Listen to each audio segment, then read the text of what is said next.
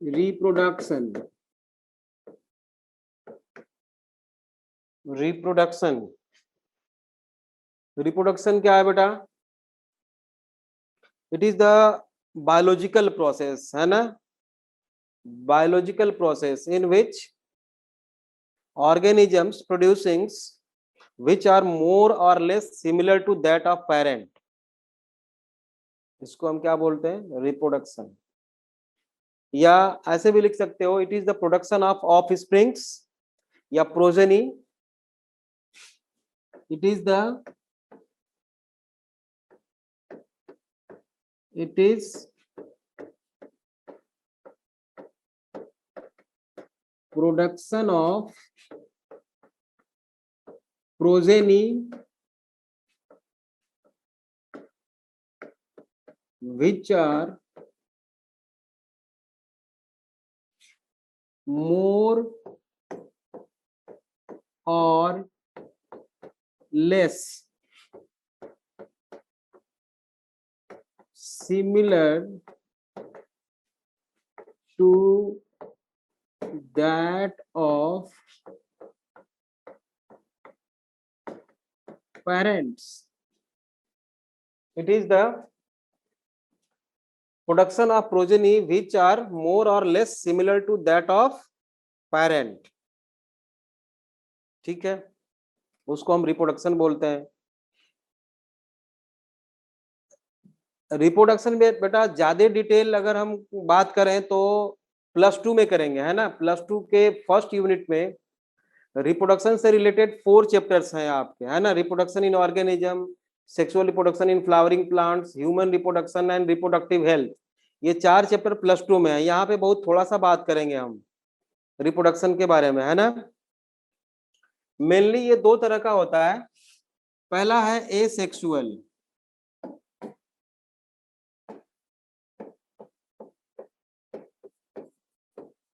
Asexual reproduction,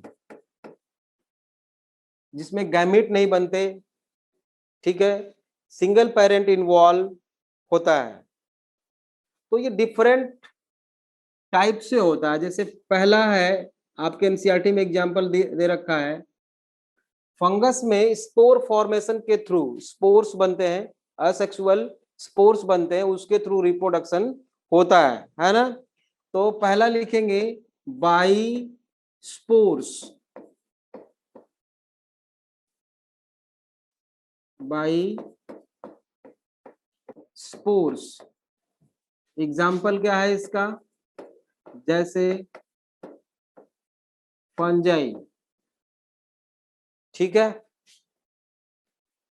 budding भी होता है ईस्ट और हाइड्रा में। Second one is by budding, इसका एग्जाम्पल क्या होगा बेटा? ईस्ट, ईस्ट भी फंजाई होता है, ईस्ट, हाइड्रा एक्सेट्रा, ठीक बात है। कुछ में रीजनरेशन भी होता है बेटा,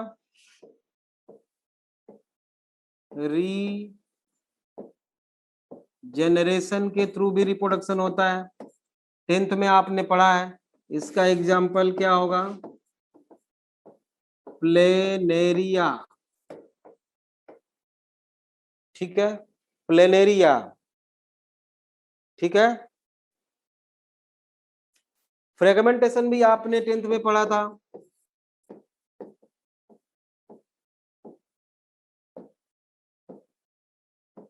फ्रेगमेंटेशन, जैसे स्पाइरोगाइरा और फिलामेंटस एल्गी में भी होता है, ठीक है। स्पाइरोगाइरा फ्रेगमेंटेशन, एल्गी में भी होता है। स्पाइरोगाइरा फ्रेगमेंटेशन जो है बेटा फंजाई में भी कुछ में होता है, फिलामेंटस जो होते हैं एल्गी में भी होता है। ये एल्गी ही है। स्पाइरोगाइरा क्या है? ये एल्गी है। ब्रायोफाइटा में भी होता है। ब्रायोफाइटा में एक स्ट्रक्चर बनता है बेटा प्रोटोनेमा, प्रोटोनेमा, इसको थर्ड चैप्टर में पढ़ोगे आप, प्रोटोनेमा इन मॉसेज। मॉस जो होते हैं बेटा ब्रायोफाइटा का मेंबर है, एक्सेट्रा। ठीक है, ठीक है, ठीक है ना।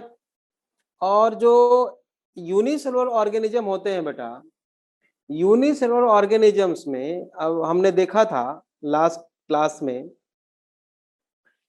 कि ग्रोथ और रिप्रोडक्शन बहुत क्लियर नहीं है वहां पे यूनिसेलुलर ऑर्गेनिज्म में। ठीक है, तो वो भी लिख लो आप।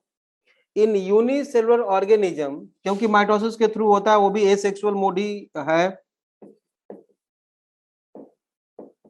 इन unisexual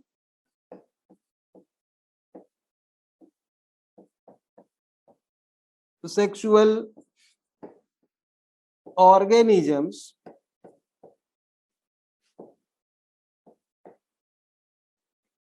growth and reproduction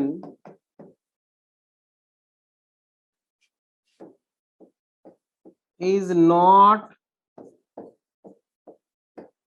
very clear। मतलब वो ग्रोथ कर रहा है या रिप्रोडक्शन हो रही है, बिल्कुल क्लियर नहीं है, क्योंकि दोनों सिनोनिम्स हैं बेटा एक दूसरे के, दोनों एक साथ चलते हैं। क्लियर, यहां तक क्लियर है बच्चों? ठीक है, नेक्स्ट पेज पे चले। कॉपी कर लिया? कॉपी कर लिया आप लोगों ने? ठीक है,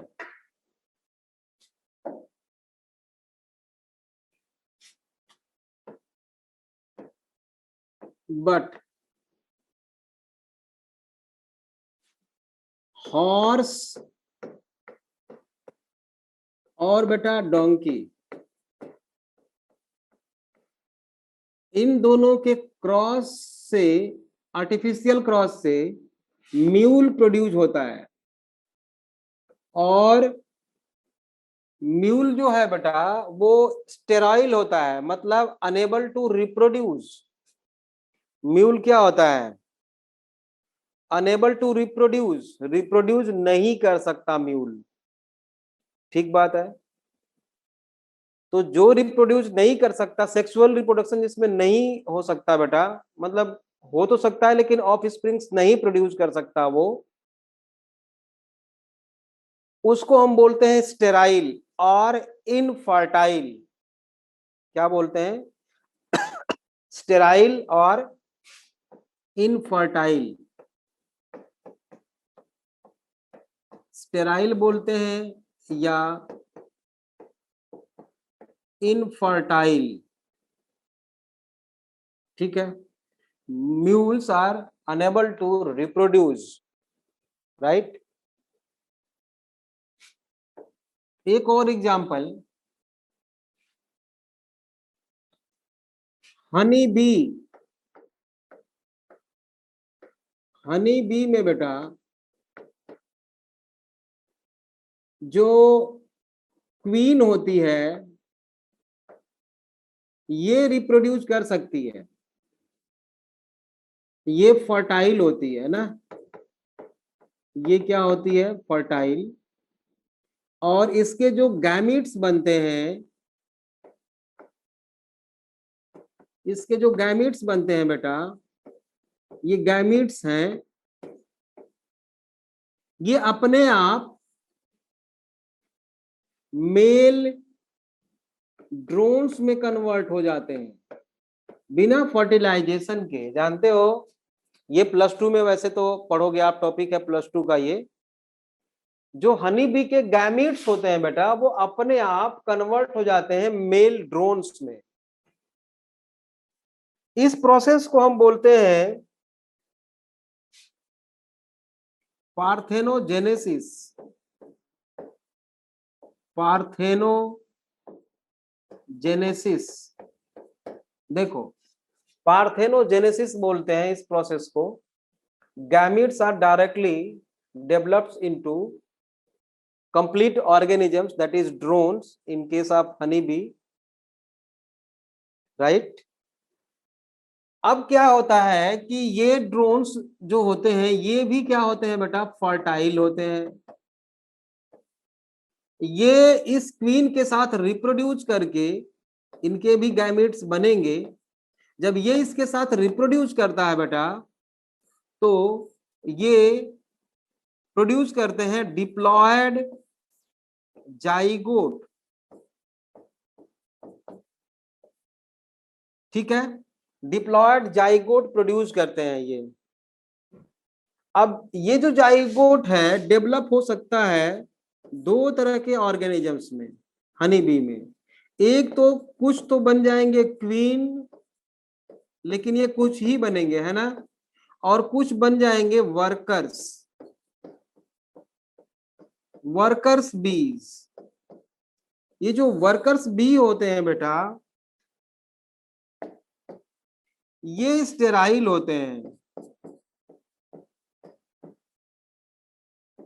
क्या होते हैं? ये स्टेराइल होते हैं, राइट। वर्कर्स बी जो होते हैं वो क्या होते हैं, स्टेराइल होते हैं। मतलब workers bees are also unable to reproduce but they are living things, right. Mules are living things but they are unable to reproduce. खच्चर जिसको बोलते हो आप, म्यूल को खच्चर बोलते हो ना। They are unable to reproduce but they are living things. तो दो एग्जाम्पल आपको इसमें क्या याद रखना है, इसमें कुछ नहीं याद रखना, आपको बस इतना याद रखना है कि ये जो म्यूल होते हैं, mules are living things but they are unable to reproduce. Workers bees are also a living things but they are unable to reproduce. और तीसरा एग्जाम्पल मैं बता रहा हूं आपको, सम ह्यूमन कपल्स। कुछ ऐसे भी ह्यूमन कपल होते हैं बेटा जो अनेबल टू रिप्रोड्यूस, मतलब उनके ऑफ स्प्रिंग्स नहीं हो सकते, उनके बच्चे नहीं हो सकते। बहुत सारे ऐसे फैमिली हैं जिनके बच्चे नहीं है but they are living things, right. So reproduction is not a defining property of living organisms। अगर क्वेश्चन आ जाए which of the following are the only characteristic feature of living organisms, और दिया है ग्रोथ, रिप्रोडक्शन एंड कॉन्सियसनेस, मान लो तीन है, तो इन तीन कैरेक्टर्स में से कितने कैरेक्टर्स ऐसे हैं जो केवल लिविंग ऑर्गेनिजम्स में पाए जाते हैं, नॉन लिविंग में नहीं पाए जाते। तो रिप्रोडक्शन को सेलेक्ट करेंगे हम। Reproduction is the property of only living organisms but it is not a defining property of living organisms, right. तो लिखिए, ये कॉपी करना हो तो कर लो, और नीचे लिखना है आपको, नीचे लिखिए but in case of mule, but in case of mule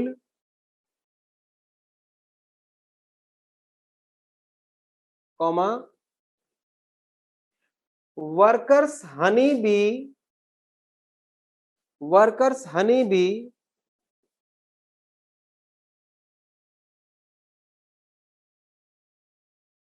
comma and infertile human couples and infertile human couples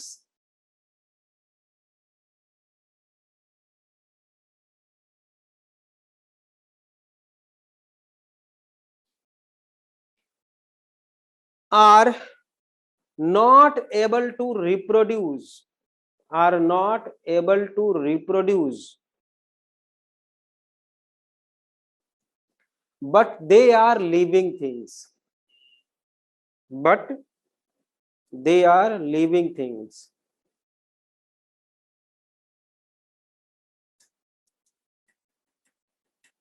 But they are living things. ठीक है. So reproduction is the property of only living organisms. So reproduction is the property of only living organisms.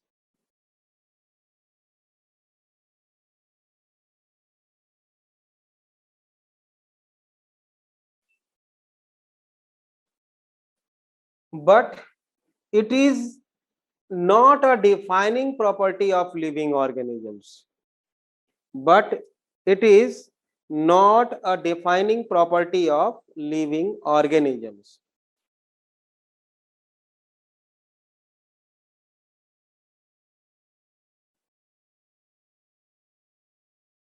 Right? यहां तक किसी को doubt है? बता दो बेटा. नो सर, कॉन्शियसनेस भी तो ओनली लिविंग की प्रॉपर्टी है. हाँ, अभी पढ़ेंगे धृति, अभी आगे पढ़ेंगे. ठीक है, ओके. कॉन्शियसनेस आगे पढ़ेंगे अभी. नेक्स्ट प्रॉपर्टी इज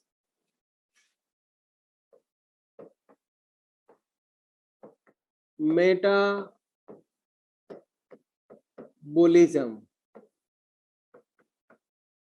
मेटाबॉलिज्म क्या है बेटा? The sum total of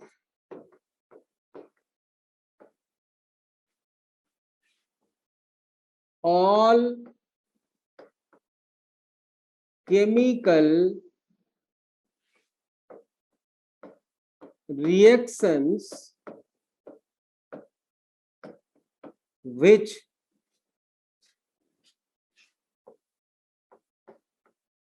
occurring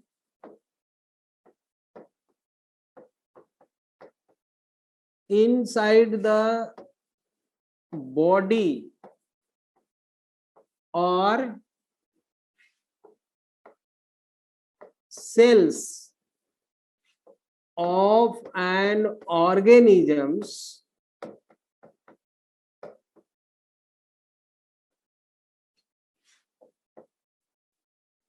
called metabolism. Right? उसको हम मेटाबॉलिज्म बोलते हैं, जो सेल के अंदर चल रहा होता है. ठीक है? तो जो रिएक्शन चल रहा होता है बेटा सेल के अंदर या इंडिविजुअल के बॉडी के अंदर, वो मेनली दो तरह का होता है. वैसे तो तीन तरह का होता है, लेकिन यहाँ पे सिर्फ दो बताएंगे हम आपको. मेनली दो तरह का होता है. एक तो वो रिएक्शन बायोकेमिकल रिएक्शन, बायो इसलिए कि लिविंग थिंग्स के अंदर है, तो बायोस मींस लिविंग होता है. केमिकल रिएक्शन को बायोकेमिकल रिएक्शन हम बोल सकते हैं. तो दो तरह का होता है. या एक में या तो कोई चीज बनाई जाती है या किसी चीज का ब्रेकडाउन होता है. अगर उस बनाई जाती है तो उसको बोलते हैं एनाबोलिज्म. ठीक है? तो metabolism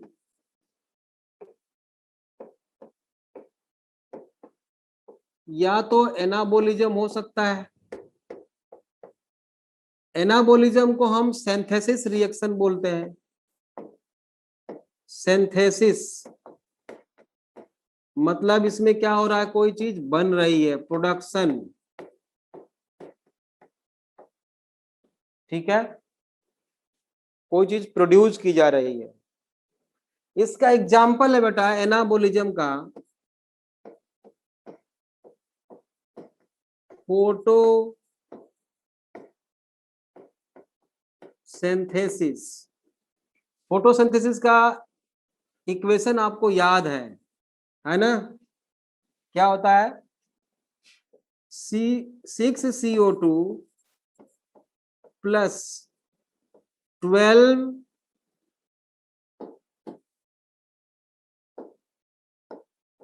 12H2O due to presence of sunlight and chlorophyll. कितनी बार आपने पढ़ा होगा। All green plants prepare its own food. C6H12O6 plus 6O2 plus 12H2O, sorry 6H2O।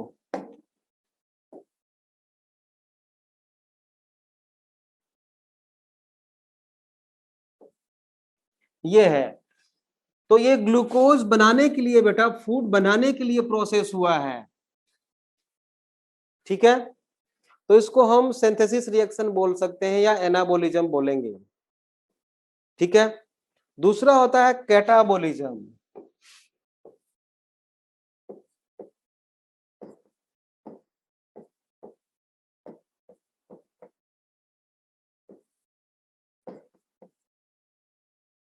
Catabolism मतलब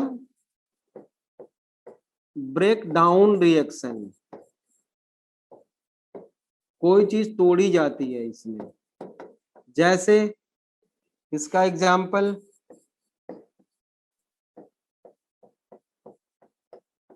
रेस्पायरेशन। तो रेस्पायरेशन में क्या होता है, वही ग्लूकोज टूटता है बेटा। C6H12O6 प्लस 6O2, और ये टूट गया किसमें, 6CO2 plus 6H2O plus 38 ATP। ये भी रिएक्शन आप लोगों ने देखा है पहले का। ठीक है, एनी डाउट।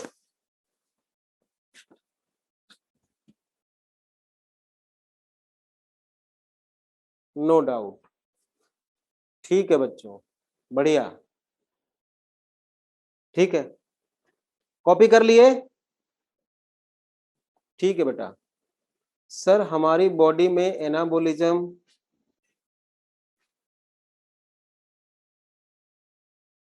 सर हमारी बॉडी में एनाबोलिज्म का एग्जाम्पल क्या होगा।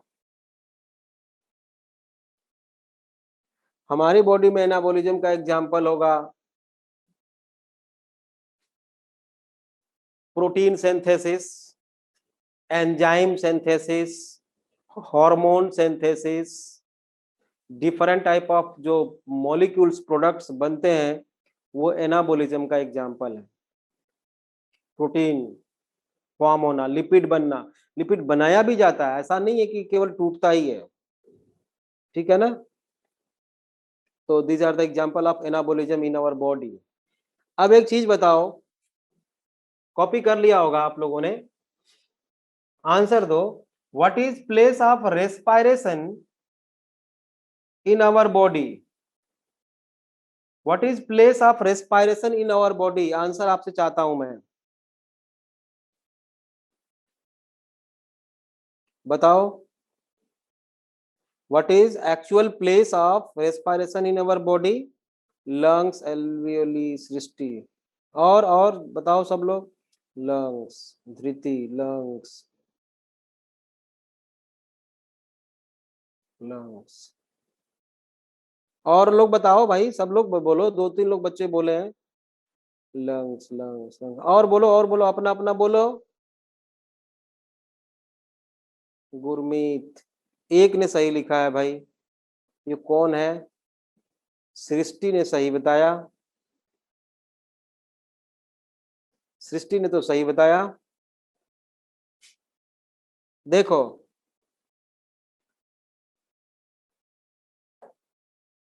आप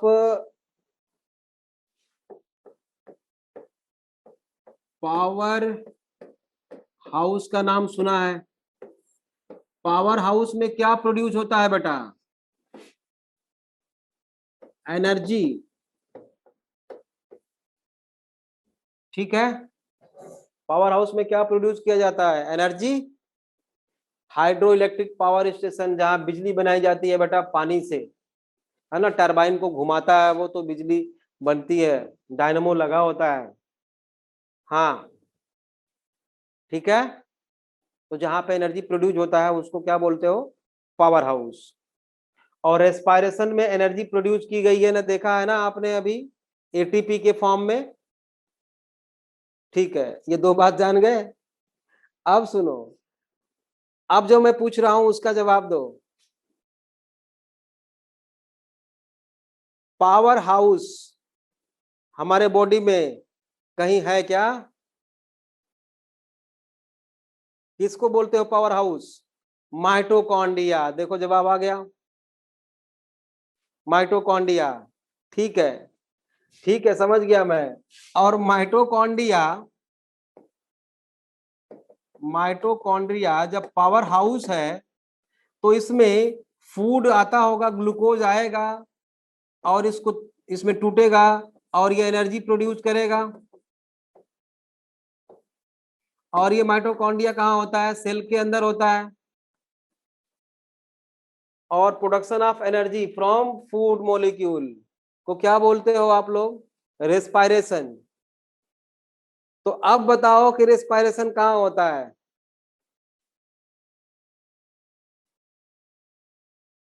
बताओ, रेस्पायरेशन कहाँ होता है हमारे बॉडी में?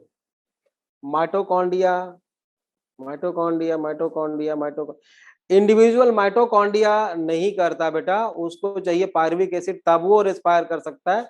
And pyruvic acid is obtain from glucose molecule in cytoplasm. ये साइटोप्लाज्म है सेल का, यहाँ पे ग्लूकोज पायरुविक एसिड में कन्वर्ट होता है, इसको ग्लाइकोलाइसिस बोलते हैं हम, आपने 10th में पढ़ा होगा। ये पायरुविक एसिड माइटोकॉन्ड्रिया में जाता है और एनर्जी प्रोड्यूस करता है क्रेब्स साइकिल के थ्रू। तो पूरा सेल एक यूनिट है जिससे जो कि रेस्पायरेशन को परफॉर्म करता है। तो हमारे बॉडी में रेस्पायरेशन कहाँ होता है? Every cells of our body except dead cells like hair and apical part of the nail, वो डेड सेल्स होते हैं बेटा, हेयर डेड सेल्स है, तो वहां पे रेस्पायरेशन नहीं होता। बाकी पूरे बॉडी के सेल्स में सभी जगह, चाहे इंटरनल ऑर्गन हो एक्सटर्नल, कहीं भी, कहीं भी, हर जगह रेस्पायरेशन होता है। लंग्स में फिर क्या होता है? लंग्स में तो सिर्फ एक्सचेंज ऑफ गैसेज होता है, क्योंकि इस माइटोकॉन्ड्रिया में जब एनर्जी ये प्रोड्यूस करता है तो इसको चाहिए ऑक्सीजन, और वो ऑक्सीजन की सप्लाई ये बाहर से लेगा। बाहर कहाँ पे आएगा? ब्लड से आएगा। और ब्लड में कहाँ से आएगा? लंग्स से आएगा। मतलब lungs is responsible for only exchange of gases, जिसको कि क्या बोलते हैं हम? ब्रीदिंग, उसको ब्रीदिंग बोलते हैं, exchange of CO2 and O2। हाँ बिल्कुल सही बात है सृष्टि। तो lungs is involve in exchange of gases, gaseous exchange के लिए होता है बेटा, दैट इज ब्रीदिंग। क्लियर? चलो,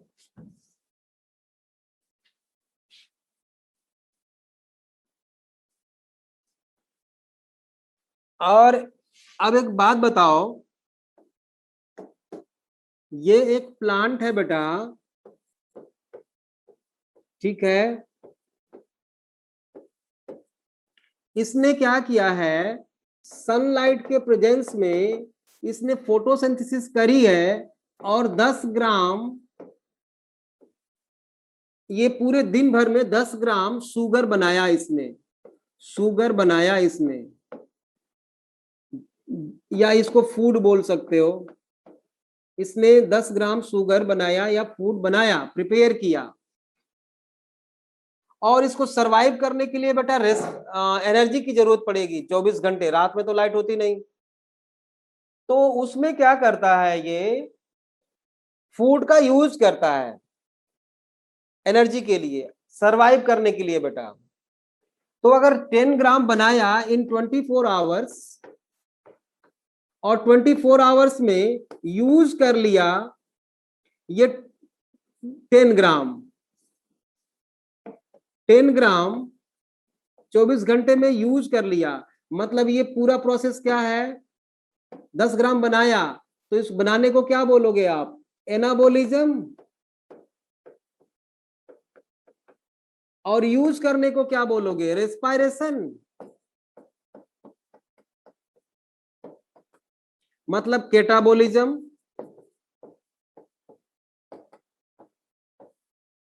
तो जितना बनाया उतना यो यूज कर लिया, बचा नहीं पाया कुछ। मतलब क्या हुआ? The rate of anabolism is equal to catabolism. तो जब दोनों का रेट इक्वल होगा, देन ग्रोथ इज पॉसिबल और not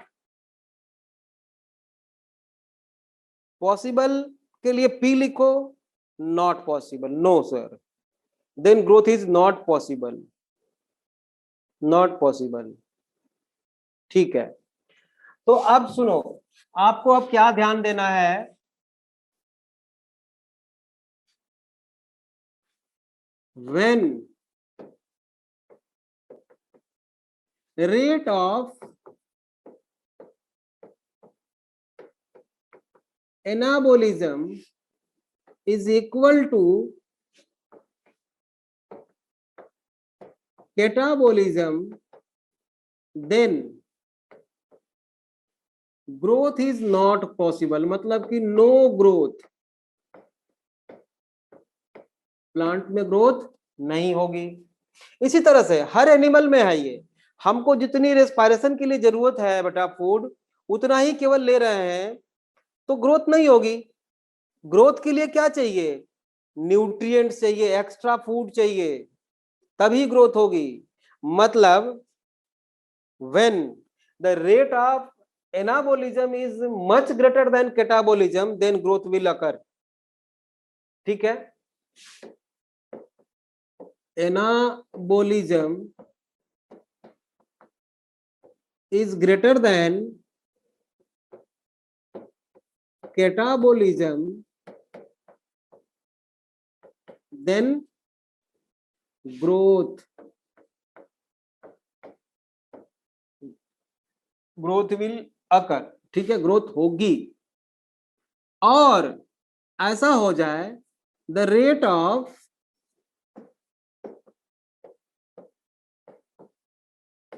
anabolism is less than catabolism,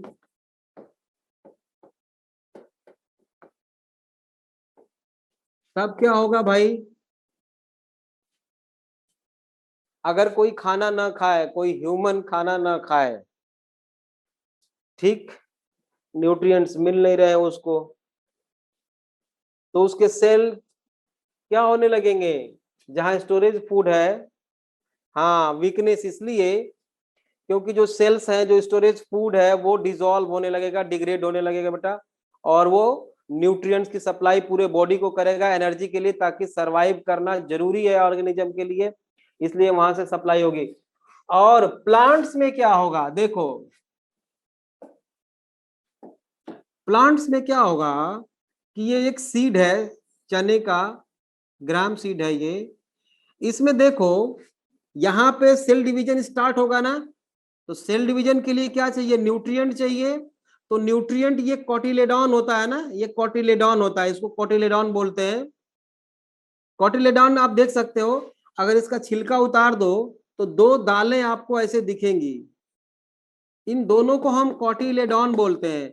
और यहाँ पे एक इम्ब्रियो होता है जिसमें कि ये जर्मिनेट करता है ऐसे, है ना? तो ये दोनों क्या है? कोटिलेडॉन है, कोटिलेडॉन, कोटिलेडॉन। तो यहाँ पे जो डिवीजन, सेल डिवीजन चल रहा है बेटा जर्मिनेशन के लिए, वो न्यूट्रिएंट की सप्लाई इधर से होगी, कोटिलेडॉन से, और ये जर्मिनेट करेगा। तो ओवरऑल कोटिलेडॉन की साइज घटती जा रही है, तो कोटिलेडॉन को बोलेंगे कि इसकी साइज डिक्रीज हो रही है, मतलब ये क्या हो रहा है? D growth. और सीड में क्या हो रहा है? ये जर्मिनेशन हो रहा है बेटा, जर्मिनेशन हो रहा है, मतलब जर्मिनेशन मतलब कि ग्रोथ हो रही है। तो ओवरऑल सीड की तो ग्रोथ हो रही है, लेकिन कोटिलेडॉन की डी ग्रोथ हो रही है। उल्टा क्यों ऐसा? क्योंकि टूट ज्यादा रहा है, बन कुछ नहीं रहा है। ठीक, तो इसका एग्जाम्पल हो जाएगा डी ग्रोथ। ब्रैकेट में एग्जाम्पल के लिए आप लोग लिख लोगे कॉटिलेडॉन। क्लियर? कॉटिलेडॉन।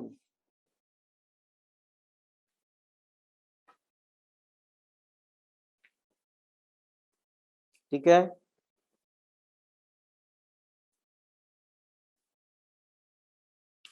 किसका एग्जाम्पल 60? किसका एग्जाम्पल बेटा?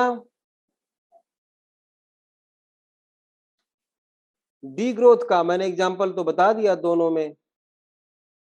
सृष्टि प्लीज रिपीट, बहुत टफ वर्ड है ये, रिपीट। बेटा जब एनाबोलिज्म कम होगा मतलब फूड नहीं बन रहा है, अगर एनिमल है तो उसको बाहर से फूड नहीं मिल रहा है, तो जो स्टोरेज फूड होगा जब वो डिग्रेड होगा तो उसको बोलेंगे डी ग्रोथ। ठीक है, लेकिन ग्रोथ आप जानते हो जो होती है वो इरिवर्सिबल होती है, इरिवर्सिबल ग्रोथ होती है। तो ओवरऑल इसको हम बोलेंगे, देखो कोई आदमी है, अगर ये खाना खाता गया, छोटे से बड़ा हो गया, और खाना न खाए, तो ऐसा नहीं हो सकता कि ये फिर बड़े से छोटा हो जाए, नॉट पॉसिबल। तो ग्रोथ उल्टा नहीं हो सकता, इसीलिए मैंने ग्रोथ में लिखवाया था आप लोगों को कि ये इरिवर्सिबल प्रोसेस होता है, लिविंग थिंग्स की ग्रोथ इरिवर्सिबल होती है। लेकिन किसी किसी केस में, अब ये कॉटिलेडॉन की बात करें तो इसमें ग्रोथ उल्टा है, मतलब डी ग्रोथ है इसका, जो स्टोरेज फूड था वो डिसॉल्व हो रहा है, तो डी ग्रोथ है, क्योंकि फूड तो बन ही नहीं रहा ना, इसलिए। समझ में आ गया? ठीक है। अब बेटा ये जो सिंगल सेल होता है, लैब की बात कर, देखो कोई भी रिएक्शन जो हम आउटसाइड, ध्यान से एक ही बार सुनना, रिपीट करने को मत बोलना। कोई भी रिएक्शन जो किसी भी लिविंग ऑर्गेनिजम्स के बॉडी के बाहर होता है, कराया जाता है, ठीक है, outside from the living body, उसको बोलते हैं हम इन विट्रो। इन विट्रो मतलब कहां पे? लैब में। ठीक है, और इसका उल्टा होता है इन वीवो, मतलब within the body of an organism. अगर उसके बॉडी, जैसे वैक्सीन दे दिया टेस्टिंग के लिए, वैक्सीन बना लिया हमने, अब उसको टेस्ट करना है बाहर, हमने लैब में कई सारे ऑर्गेनिजम्स पे टेस्टिंग किया है, ऑर्गेनिज्म पे टेस्टिंग किया है मतलब within the body test किया है, तो वो इन वीवो हो जाएगा। लेकिन मान लो ह्यूमन पे अभी टेस्ट नहीं हुआ है, पहले तो नहीं हुआ होगा, फिर कुछ पेशेंट्स को सेलेक्ट किए और उनको हमने वैक्सीन दिया, वैक्सीन, ठीक है, अब उसका इफेक्ट देखते हैं कि क्या है, अच्छा है बुरा है जो भी है, तो वो इन वीवो हो जाएगा। इन वीवो मतलब within the body of an organism, in vitro means outside from the body of an organism. अब लैब में मतलब इन विट्रो की बात करें,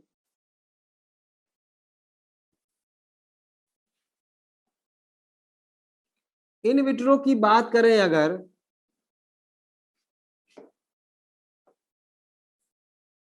तो हमने लैब में 3 टेस्ट ट्यूब लिया,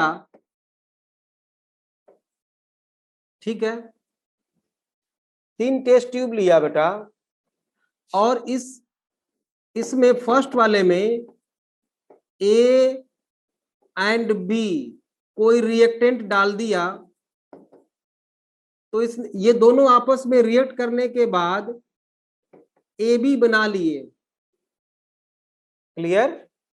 एक टेस्ट ट्यूब में 2 रिएक्टेंट डाला हमने, दोनों आपस में रिएक्ट करके बेटा ए बी प्रोडक्ट बना लिए, सिंपल, टेस्ट ट्यूब में, ठीक है। अब क्या करेंगे बेटा, ठीक है, दूसरे वाले में हमने क्या किया, सी एंड डी डाला, तो ये भी आपस में रिएक्ट करके बेटा सी डी कंपाउंड बना लिए, प्रोडक्ट इनका क्या बना, सी डी, सी और डी डाला तो सी डी प्रोडक्ट बन गया। अब तीसरे टेस्ट ट्यूब में हमने क्या किया है, A B C and D सब डाल दिया, ए डाला, बी डाला, सी डाला और डी डाल दिया। अब प्रोडक्ट क्या बनेगा बच्चों, जरा बताओ तो, आपसे जानना चाहते हैं हम। ए बी सी डी सृष्टि ने बोला, हाँ, और बोलो, ए बी सी डी, ए सी धृति, और A B C D, A B C D, और बताओ।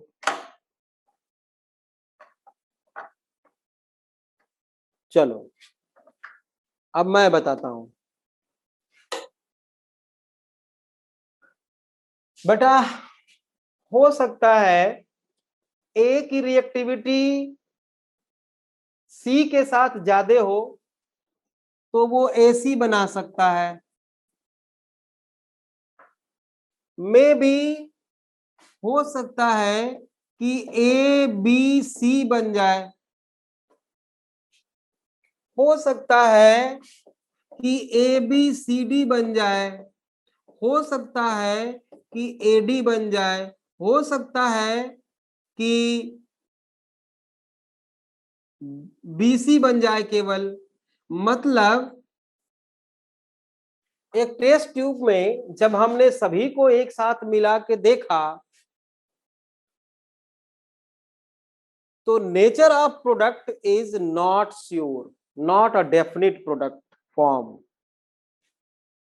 डेफिनिट प्रोडक्ट हमारा नहीं बना, सब इधर उधर हो गया, पता नहीं कौन किसके साथ रिएक्ट करेगा।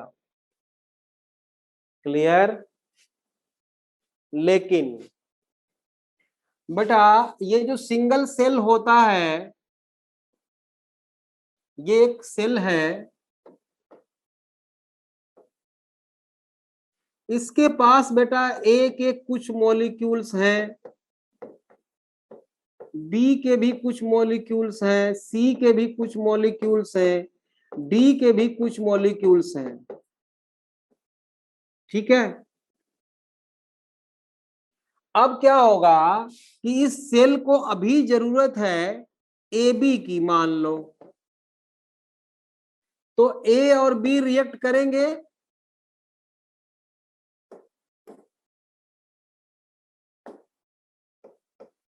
ए प्लस बी रिएक्ट करेंगे तभी तो ए बी बनेगा। लेकिन ये रिएक्ट तब तक नहीं कर सकते जब तक कि इनको स्पेसिफिक टाइप ऑफ कोई एंजाइम नहीं मिलेगा। मतलब फॉर एग्जांपल यहाँ पे एंजाइम E1 लगेगा तभी ए बी बनेगा। मतलब क्या है कि अगर इस सेल को ए बी की जरूरत है तो E1 एंजाइम बनाएगा और ए बी दोनों रिएक्ट करके ए बी बना लेंगे। बिना इस एंजाइम के ये दोनों आपस में रिएक्ट करके ए बी नहीं बनाएंगे। अगर इसको जरूरत है बीसी की, मान लो इसको बी सी की जरूरत है, तो बी और सी आपस में रिएक्ट करेंगे, लेकिन due to presence of enzyme E2, इसको जरूरत है एडी की, मान लो। तो ए और डी रिएक्ट तो करेंगे, लेकिन due to presence of enzyme E3, for example बता रहा हूं मैं, मतलब उसको जो प्रोडक्ट चाहिए वो एंजाइम बनाएगा और वो रिएक्शन कंप्लीट होगा। मतलब कि एक साथ ये तीनों प्रोडक्ट बनाए जा सकते हैं, समझ रहे हो, लेकिन विदाउट डिस्टरबेंस। ठीक है, ये डेफिनेट प्रोडक्ट सेल में बनता है बिना किसी दूसरे को डिस्टर्ब किए हुए। ऐसा इसलिए पॉसिबल हो पाता है क्योंकि each and every reactions which occur within the living cells are controlled by specific type of enzymes. Clear? Clear?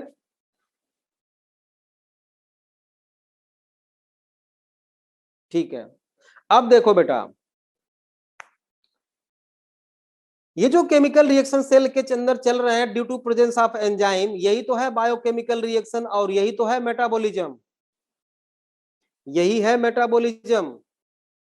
ठीक है, तो आपके एनसीईआरटी में एक स्टेटमेंट लिखा हुआ है, वो स्टेटमेंट अब हम लिखेंगे। क्या लिखेंगे बेटा? There are thousands of metabolic reactions, there are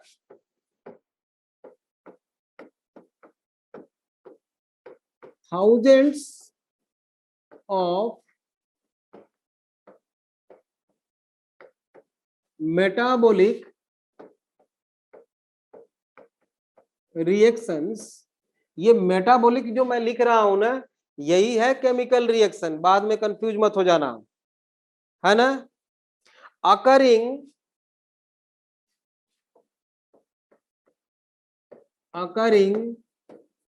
simultaneously का मतलब होता है एक साथ। साइमल्टेनियसली का मतलब क्या होता है? एक साथ। Simultaneously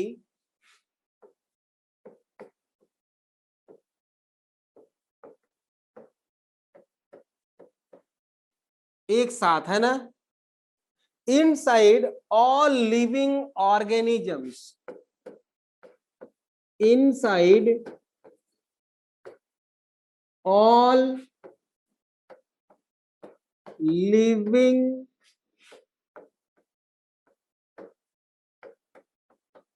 organisms. अब living organisms, all living organisms, तो लिविंग ऑर्गेनिज्म यूनिसेलुलर भी होता है, मतलब एक ही सेल का बना हुआ है, तो भी सारे more than thousands of reaction चल रहे होते हैं बेटा। बात समझ में आ रही है? बी दे यूनिसेलुलर और मल्टी सेलुलर, कुछ भी हो, बी दे आर यूनिसेलुलर और मल्टी सेलुलर। क्लियर? हाँ, दूसरा statement, all living being exhibit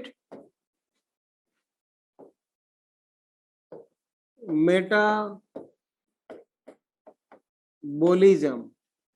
सभी में मेटाबॉलिज्म होता है, होता ही है ना।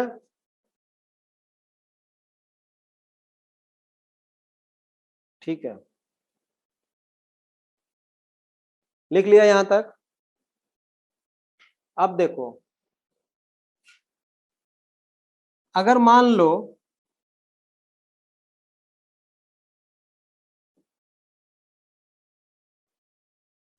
इन vitro in vitro, in vitro, या इसको और क्या बोल सकते हो, cell free system. Cell free system मतलब ये कोई सेल नहीं है, ये सेल फ्री सिस्टम का मत, या आउटसाइड फ्रॉम द बॉडी भी लिख सकते हो, आउट साइड फ्रॉम बॉडी, या इन विट्रो, या सेल फ्री सिस्टम, बात सारा एक ही है।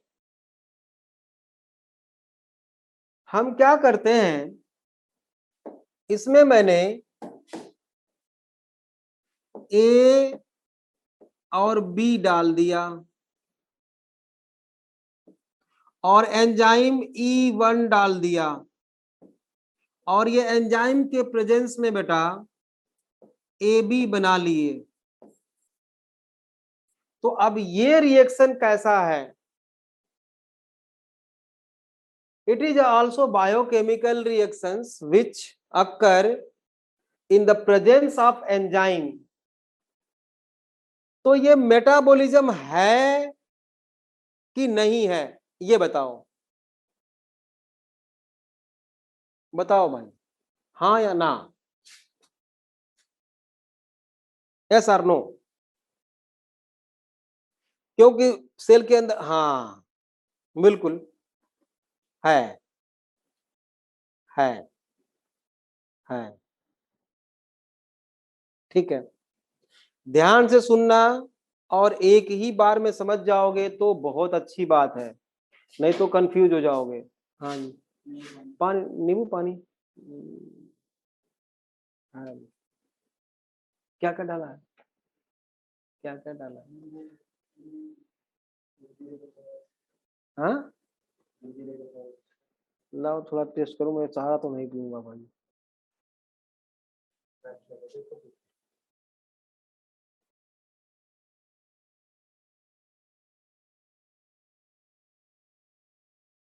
थोड़ा बड़ा गला जल रहा है, अभी फेंक देना।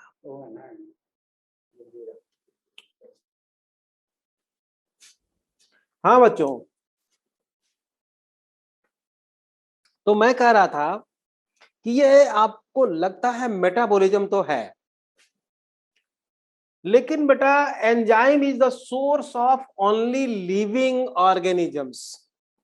एक बात, enzyme is the source of only living organisms, उसको हम बना नहीं सकते, एक बात। दूसरी बात, हमारी एनसीईआरटी कहती है कि ये जो रिएक्शन इसमें हुआ है, ए और बी बने हैं due to presence of enzyme, it is not a living things, ये कोई लिविंग थिंग्स तो है नहीं,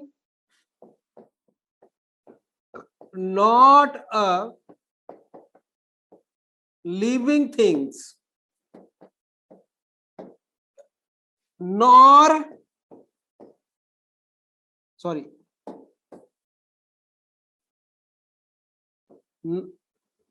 नॉर एन और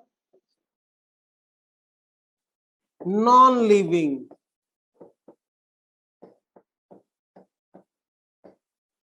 अब देखो जरा इस स्टेटमेंट को, ये कोई लिविंग तो नहीं है और नॉन लिविंग भी नहीं है, ये जो है नॉन लिविंग भी नहीं है, क्योंकि enzyme is the source of only living organism, मामला फंस गया। तो आगे लिखता है एनसीईआरटी में, it is a living reaction but it is so surely, it is a living reaction, living reaction कहती है एनसीईआरटी इसको, और आप इसको मेटाबॉलिज्म बोल सकते हो, बोल सकते हो। तो अब बताओ,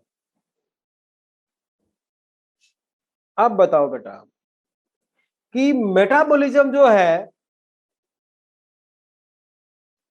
किस लिविंग ऑर्गेनिजम्स की डिफाइनिंग प्रॉपर्टी है या नहीं है।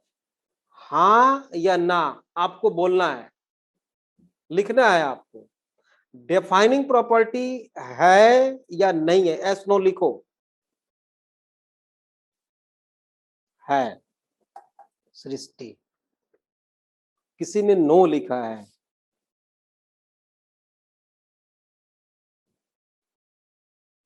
हाँ बिल्कुल, किसी ने नो भी तो लिखा है। ये नो वाले कौन है? हर सिमरन, मैं सबका नहीं देख पा रहा हूं। हाँ हर से, अब मेरी बात सुनिए आप, बहुत ही इंपॉर्टेंट लाइन है ये, बहुत ही बढ़िया बात है, और मुझे लगता है, मुझे विश्वास है कि आप बताओगे इसको। कोई ऐसा ऑर्गेनिज्म हो सकता है क्या जिसमें कि मेटाबॉलिज्म ना हो? वो छोड़ो, वो छोड़ो बेटा, इन विट्रो इन विवो छोड़ो अभी, वो तो मैं समझा दूंगा आपको एक लाइन में। अभी आप बोलो कि कोई ऐसा लिविंग सेल हो सकती है क्या फ्रॉम यूनिसेलुलर टू मल्टीसेलुलर बेटा, प्रोकैरियोट टू यूकैरियोट, बैक्टीरिया वगैरह सब, कोई ऐसा नहीं है जिसमें कि मेटाबॉलिज्म ना हो। तो अब इससे क्या फर्क पड़ता है कि वो बाहर भी हम डिमोन्स्ट्रेट कर सकते हैं उसको एंजाइम के प्रेजेंस में, इससे क्या फर्क पड़ता है कि वो डिफाइनिंग प्रॉपर्टी है या नहीं है? डिफाइनिंग तो उसको देखेंगे हम कि भाई वो सभी लिविंग थिंग्स की प्रॉपर्टी है या नहीं है, तो है।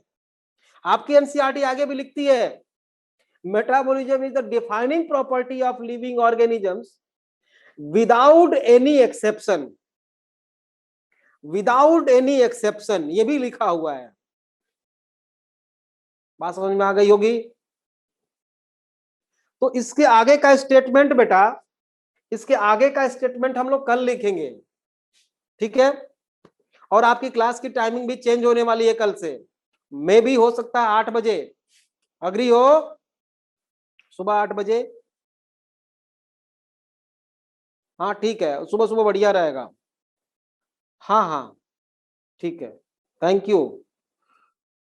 तो बच्चों, जितना मैंने बताया समझ आ गया ना सारा कुछ?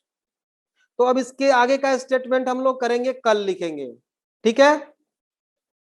ओके बच्चों, बाय।